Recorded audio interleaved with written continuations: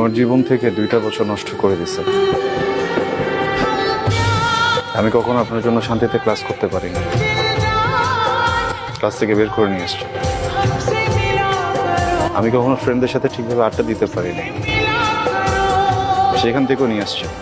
Important কথা বলবেন, এগুলো ইম্পর্টেন্ট কথা। একটা ছেলেকে 2টা বছর অপেক্ষা করানোর পরে তার হাতে বিয়ের কার্ডটা ধরে দিচ্ছে। তাকায় আছেন কেন বলেন না? কথা বলেন না, তাকাচ্ছেন কেন? এইটা ইম্পর্টেন্ট কথা। একদম সরি সরি সরি আঙ্কেল, আমি এখানে কোনো সিক্রেট করতে আসিনি। আমি জাস্ট আসছি ইম্পর্টেন্ট কথাটা শোনার জন্য। আমি ইম্পর্টেন্ট কথাটা শুনে একদম চলে যাবো, আমি ডিস্টার্ব করবো না প্লিজ। আপনি কি চান এখানে একটা সিক্রেট হোক?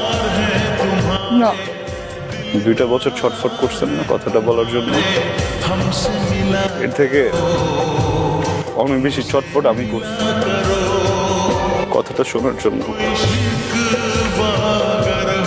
আচ্ছা একটু বলেন প্লিজ, আমি শুনে এখান থেকে চলে যাবো, আমি কোনো সিক্রেট করবো না।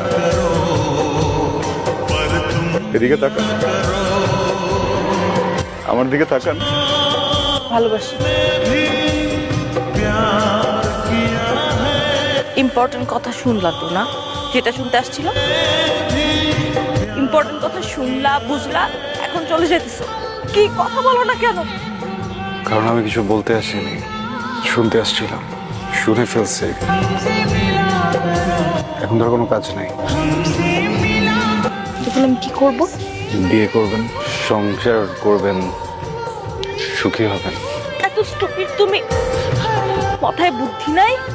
হ্যাঁ, কিছু বুঝো না?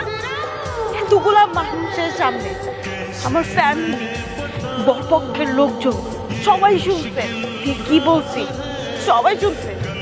তারপর আমার বিয়ে হবে তোমার মনে হয়? আদৌ বিয়ে হবে? সরি।